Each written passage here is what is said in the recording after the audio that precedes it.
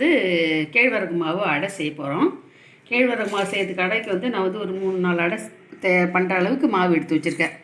இந்த மாவில் தான் நம்ம அடை பண்ண போகிறோம். அடை பண்ணுறப்ப நம்ம என்ன பண்ணோம், வெறும் மாவு போட்டு அடை பண்ணால் நல்லா இருக்காது. அதுக்காக ஒரு சின்ன தாளிப்பு போட்டுட்டு அது கூட கொஞ்சம் முருங்கைக்கீரையை சேர்த்து பண்ணோம்னாக்கா இதனுடைய நல்லாயிருக்கும். அதாவது முருங்கைக்கீரை, கேழ்வரகு மாவு இதை ரெண்டுத்தையும் சேர்த்து சாப்பிடும்போது நம்ம உடம்புக்கு நிறைய விட்டமின்கள் கிடைக்கும், எதிர்ப்பு சக்தி கிடைக்கும், எல்லாமே நமக்கு வந்து என்ரிச் ஆகும். அதுக்காக தான் அதை ரெண்டுத்தையும் காம்போவாக சேர்த்து செய்கிறது. அதனால் இப்போ நான் என்ன பண்ண போகிறேன்னா, கொஞ்சம் அந்த தாளிப்பு போட்டுடலாம். வானலை வச்சுட்டு வந்து வானலை வச்சாச்சு. கொஞ்சம் எண்ணெய் போட்டுக்கலாம். தாளிக்கிறதுக்கு தேவையான அளவு எண்ணெய் போட்டாச்சு. அதுக்கப்புறம் அதில் என்ன பண்ணணும், கொஞ்சம் கடலைப்பருப்பு முதல்ல போடுவோம். ஏன்னா அதை கொஞ்சம் இதுவாக கொஞ்சம் லேட் ஆகும் இல்லையா, அதனால் கடலைப்பருப்பு முதல்ல கொஞ்சம் போடுவோம். அதுக்கப்புறமா கொஞ்சம் உளுத்தம்பருப்பு போடலாம். இது ரெண்டும் கொஞ்சம் நல்லா இதுவாகட்டும், கொஞ்சம் செவக்கட்டும். அதுக்கப்புறமா நம்ம வந்து மிளகா கடுகுலாம் சேர்த்துட்டு வெங்காயம் சேர்க்கலாம். இப்போ பார்த்தீங்கன்னா இப்போ இது வந்து நல்லா ஓரளவு கடலைப்பருப்பு இதுவாகிடுச்சா, கொஞ்சம் நம்ம என்ன சிம் இது வச்சுட்டு இப்போ நம்ம என்ன பண்ணோம், கடுகு கொஞ்சம் போடலாம். கடுகு கொஞ்சம் போடுவோம். அடுத்தது மிளகா போடுவோம். மிளகாயும் நல்லா இதுவான உடனே அப்படியே கொஞ்சம் லேசாக வருது. அதனால் நம்ம இப்போ என்ன பண்ணுறோம், வெங்காயத்தையும் கூட சேர்த்துக்கலாம். வெங்காயம் சேர்த்துச்சு நல்லா இப்போ எல்லாம் இதை வதக்கி விடணும். நல்லா வதங்கினதுக்கப்புறம் எடுத்து இந்த மாவில் கொட்டிக்கணும். நல்லா வதங்கிட்ட கொஞ்சம் நேரம் சரி. இப்போ வந்து உள்ளே வச்சாச்சு. அதிகமாக ஃப்ளேம் அதை தூக்கி வச்சாச்சு. வெங்காயம் போட்டதுக்கப்புறம் நல்லா இந்த பருப்புலாம் சேர்த்துக்கணும் இல்லையா, அதெல்லாம் வெங்காயம் அதெல்லாம் கொஞ்சம் நல்லா இந்த வெங்காயம் வதங்கிச்சுன்னா சாப்பிட்ற அடை சாப்பிடும்போது ரொம்ப டேஸ்ட்டாக இருக்கும்.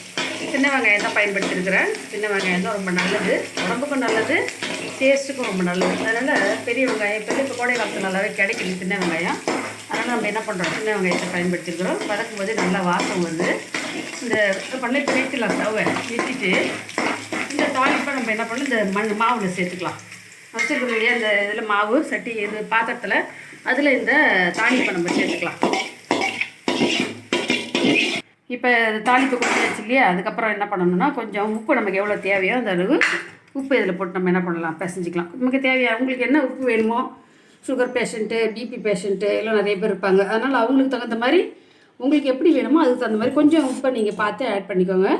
அதுக்கப்புறம் நம்ம எப்படி பிசைய ஆரம்பிக்க வேண்டியதுதான். இப்போ அடை தட்டுறதுக்கு போதுமான ஒரு பதத்துக்கு நம்ம பிசைஞ்சி ஒரு 2 நிமிஷம் போல் வச்சிடலாம்.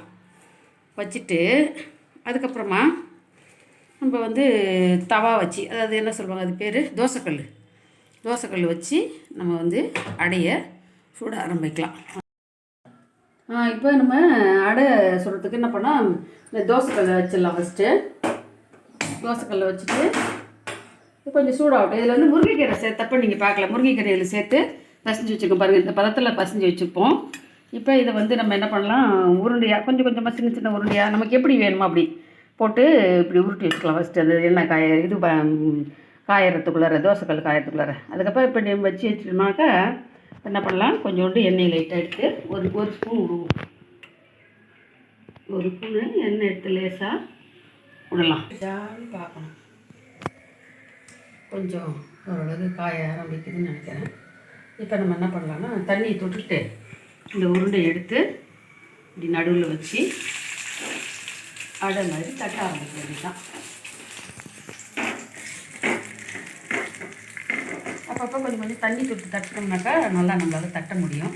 இந்த எட்ஜெல்லாம் கொஞ்சம் தடிமனாக இல்லாமல் மெலிசாக வரணும்னா இது மாதிரி பண்ணணும். சுட்டுக்காமல் இப்படி கையை வச்சு அழுத்தி அந்த டென்சிட்டி அதிகமாக இல்லாத மாதிரி நல்லா வந்து பண்ணணும். அப்படி பண்ணும்போது தான் அந்த அடை நல்லா வெள்ளை அடைப்படாமல் நல்லா எல்லா இடத்துலையும் சமமாக வெந்து அந்த டேஸ்ட்டு நம்மளுக்கு நல்லா கிடைக்கும். அதனால் நீங்கள் வந்து இந்த தட்டுறது தான் உங்களுடைய இதுவே இருக்குது. இந்த இவ்வளோ பதமாக இவ்வளோ கரெக்டாக நம்ம தட்டுறோம், அதை பொறுத்து தான் இந்த அடையோட டேஸ்ட்டு நமக்கு இருக்குது. அதனால் அந்த தட்டுற பதத்தை நம்ம நல்லா தெரிஞ்சு வச்சுட்டு தட்டணும். இப்போ ஓரளவுக்கு இந்த எட்ஜெல்லாம் கொஞ்சம் நல்லாவே நான் தட்டியிருக்கேன். ஓரளவுக்கு எல்லாமே சமமாக பரவி இருக்குது. இப்போ நம்ம என்ன பண்ணலாம், வெந்துருச்சு. கொஞ்சம் நேரம் ஆச்சுன்னா எண்ணெய் ஒரு ஸ்பூன் விடுவோம். எண்ணெய் ஒரு ஸ்பூன் விட்டுட்டு மேலே சுற்றி இப்படி ஒரு தட்டுறதுல இப்படியே வந்துருச்சு பாருங்கள் ஒரு ஓரமாக. இருந்தாலும் பரவாயில்ல, இப்போ சின்ன அடை தானே, இப்படி எண்ணெயை போட்டுருவோம். எண்ணெயை போட்டு வேகட்டும். இதுக்கப்புறமா நம்ம என்ன பண்ணலாம், திருப்பி போடணும். நல்லா வேகுது. முருங்கைக்கீரை போட்டிருக்கிறதுல வெங்காயம், கடலைப்பருப்பு, உளுத்தம்பருப்பு, கடுகு, மிளகா இதெல்லாம் போட்டு தாளித்து போட்டிருக்குறோம். அந்த டேஸ்ட்டு உப்பு கொஞ்சம் சேர்த்து நல்லா பண்ணி முருங்கைக்கறியும் சேர்த்துருக்குறோம். அப்போ இது வந்து ஒரு நல்ல சத்தான ஒரு உணவு. நியூட்ரிஷன் ஃபுட் தான் இது. நமக்கு சாதாரண ஃபுட்டு கிடையாது, நியூட்ரிஷன் ஃபுட்டு தான். இந்த காலத்தில் வந்து இதே தேடி தேடி சாப்பிட்றத விட இந்த மாதிரி இந்த சிறுதானியங்களில் செய்கிற சின்ன சின்ன இந்த ஸ்நாக்ஸு இல்லை இந்த சாப்பாடு இந்த டிஃபனை நம்ம சாப்பிட்றதால நமக்கு நிறைய நம்ம உடம்புக்கு தேவையான எல்லா மினரல்ஸு நியூட்ரிஷன் அதெல்லாமே கிடைக்கும். எல்லாமே நமக்கு எதுவும் வராது, மலச்சிக்கல் வராது, உடம்பு ரொம்ப வெயிட் போடாது. அப்புறம் வந்து பல்லுக்கு நல்லது, எலும்புக்கு நல்லது, எல்லாமே உடம்புல இருக்கிற எல்லா பிரச்சனைக்குமே இது ஒரு தீர்வாக இருக்கிறப்ப அதை ஏன் நம்ம எடுத்துக்கூடாதுன்றது தான் என்னோடய கேள்வி. அதனால் இந்த வடை இப்போ நல்லா வெள்ளடெல்லாம் படலை பாருங்கள். நம்ம சமமாக அப்படி தட்டி விட்டதால் இது வெள்ளடெல்லாம் படாமல் எல்லா இடமும் அழகாக வெந்து இந்த கலர் சேஞ்ச் ஆகிருக்கு பாருங்கள். இப்படி சேஞ்ச் ஆனோடனே மறுபடியும் திருப்பி நம்ம இப்படி போடுவோம். இந்த பக்கம் இன்னும் கொஞ்சம் சேஞ்ச் ஆகாமல் இருக்குது லைட்டாக, அதனால் இன்னும் கொஞ்சம் நேரம் இருக்கட்டும்.